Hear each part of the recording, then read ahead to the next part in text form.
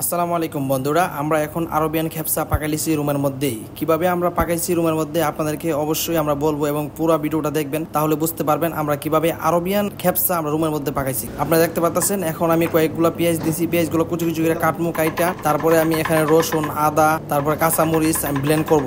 এই যে সবগুলো আমি একটা বাটির মধ্যে নিতেছি, তারপরে এই বাটির থেকে নিয়ে আমি এখন ব্লেন্ডে ঢালবো। এখন ব্লেন্ডে ঢালার পর আমরা এখন ব্লেন্ড করতেছি রসুন, আদা এবং কাঁচা মরিচ তিনটা একসাথে ব্লেন্ড করে নিতেছি। আলগা আলগা করে অনেক দেরি হবে। আমি এখন চুলা গরম করে দিছি, দেওয়ার পর যে কুচি কুচি করে পেঁয়াজগুলো কাটছিলাম পেঁয়াজগুলো তেলের মধ্যে ছেড়ে দিছি গরম তেলে। পেঁয়াজ একটু লাড়াচাড়া দিয়ে এখন কতগুলো গরম মশলা দিব। এই যে এখানে আছে এলাচি, দারচিনি, তারপরে আপনার ডাল, এরপরে একটা কালো লেবু আছে, একটা কালো লেবু আমি আপনাদেরকে দিছি। তারপরে এখানে যে ব্লেন্ড করা যে পেস্টটা আছে ওই পেস্টটা ডাইলা দিছি। পেঁয়াজগুলো হালকা লাল হওয়ার পরে আমি একটা ডালছি। এখন আমি একটু লাড়াচাড়া দিয়ে হালকা একটু ভাইজা নিতেছি এটারে। আপনারা দেখতে পাচ্ছেন যে এটা ভাজার পর আমরা কিছু টমেটো দিয়ে দিতেছি। এই টমেটো দেওয়ার কারণ হচ্ছে এটা একটা কালার আসবে এবং সুন্দর একটা ফ্লেভার আসবে। আমরা ফাইনালি সবকিছু দিয়ে মশলা দিয়ে বসাই দিছি। মুরগিগুলো একবারে সিদ্ধর মধ্যে পানির মধ্যে দিয়ে দিছি। মুরগিটা হালকা একটু কষা নিতে হবে। ফাঁক দিয়ে আমরা চাউলটা ধুয়ে নিলাম। মুরগিও আপনার পাগল উঠে গেছে। এখন আস্তে আস্তে করে মুরগিগুলো আমরা উঠাই নিতেছি। সবগুলো মুরগি উঠানোর পর আমরা যে চাউলটা যে ধুয়ে রাখছিলাম এই চাউলটা এখন আস্তে আস্তে দিয়ে দিব। চাউলটা দিয়া এই পানিটার মধ্যেই আমরা চাউলটা সিদ্ধ করে এই দেখেন ফাঁক দিয়ে আমি মুরগিগুলো ভাজতেছি,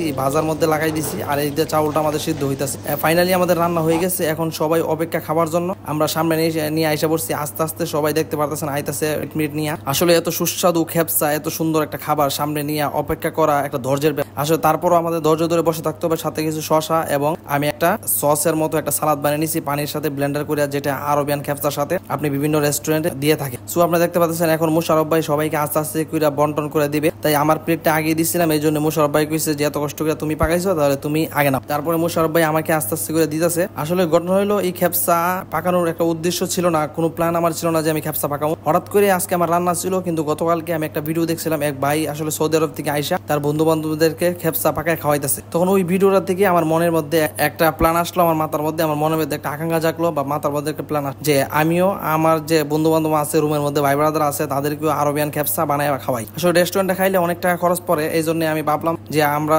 15-20 জন আছি, তো আমরা এই 20 জনে মিলে রুমের মধ্যে পাকায় খাই। পাকায় খাইলে আপনার বেশি টাকা খরচ যাবে না, অল্প টাকার মধ্যে আমরা পাকায় খাইতে পারি। তাই আমার জীবনের ফার্স্ট টাইম আমি পাকাইছি, কিন্তু অনেক ভালো হয়েছে খেপসাটা। সবাই খায় বলছে না ভাই অনেক ভালো হয়েছে। আমার ফার্স্ট টাইমে যে এত ভালো করতে পারবো আমি খেপসাটা বারান্দা এই দেখেন সবাইকে দিতে, সবাই আস্তে আস্তে খাইতেছে। সাথে আমি একটু ঝুলমুল লয়ে নিছি। এটা আসলে ঝুল না, এটা একটা সালাদ। আমি এটা আপনার শসা, টমেটো, তারপরে কাঁচামরিচ ব্লেন্ড করে এটা বানাইছি। এই ঝোলটা দিয়ে সবাই একটু একটু খাইতে পারতেছে, কারণ এই খেপসার ভাতটা কিন্তু একটু শুকনা শুকনা পোলাওর মতো, এই জন্য। আর মুরগিটাও একদম শুকনা, কোনো ঝুল নাই, এই জন্য আমি একটা সাম্বাল বানাই নিছি। হ্যাঁ, এই সাম্বালটা দিয়ে সবাই আসলে ভাত খাইতে পারতেছে, কিন্তু আসলে অনেক সুস্বাদু হয়েছিল। তারপরে সবাইকে দিতে দিতে গিয়ে এক পর্যায়ে একবারে নাই হয়ে গেছে। তারপর যে কটা ছিল মুশারফ ভাই একটু টোকা টাকা প্লেটের মধ্যে নিয়ে নিছে, কিন্তু রোস্টটা আমরা একটু বেশি পাকাইছিলাম, যে মুরগি একটু বেশি ছিল।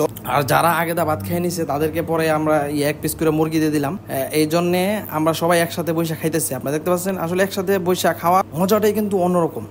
আমরা সবাই মিলে যদি আপনার 10-15 জন একসাথে বসে খান বন্ধু বান্ধব মিলে, তাহলে এটার মজাটাই অন্যরকম। এই ফিলটা নেওয়ার জন্য যে গ্রামে আমরা খাইতাম বা দেশে খাইতাম, ফিলটা নেওয়ার জন্য আমি বিদেশের বাড়িতেও একসাথে খাওয়া মধ্যে মধ্যে আয়োজন করি। এর আগে একটা ভিডিও আপনারা দেখতে পাচ্ছেন যে আমি সৌদি আরবের মতন সুন্দর করে দিয়া মাঝখানে দিয়া সবাই মিলে একসাথে খাওয়াইছি। তুই আবার একটা প্ল্যান করলাম যে আমরা খেপসা পাকায় খাওয়াই। এই জন্য খেপসা আসলে মূল ভিডিওটা করা হয়েছিল যে আপনাদেরকে দেখানোর জন্য যে কিভাবে আমরা খেপসা পাকাই একসাথে সবাই মিলে খাইছি। অনেক সুস্বাদু। এই দেখেন সবাই খাইতেছে আর বলতেছে ভাই অনেক সুস্বাদু হয়েছে খেপসাটা। হ্যাঁ, অনেক ভালো হয়েছে, কিন্তু আমার জীবনের ফার্স্ট টাইম আমি এমন ভাবে খেপসা পাকাইছি, কিন্তু অনেক সুস্বাদু হয়েছিল। এক ভাই আবার বলতেছে যে এত রান্না তুমি শিখছো কই থেকে? আসলে তারা তো আর জানে না আমি কিভাবে রান্ধি আর কি করি। সো আমি ভিডিওটা আপনাদের কাছে শেয়ার করলাম। ভালো লাগলে অবশ্যই একটা লাইক কমেন্ট দিবেন আর ভিডিওটা শেয়ার করে দিবেন। যারা যারা নিজেরা খেপসা রান্ধা খাইতে চান তারা অবশ্যই কমেন্ট করে জানাবেন। আমি আপনাদেরকে বিস্তারিত বলে দেবো যে কিভাবে খেপসা আরবিয়ান খেপসা ঘরের মধ্যে রান্ধা খাইবেন, কি কি মশলা প্রয়োজন, কি কি দরকারি প্রয়োজন আছে, আমি সব আপনাদেরকে বলে দেবো।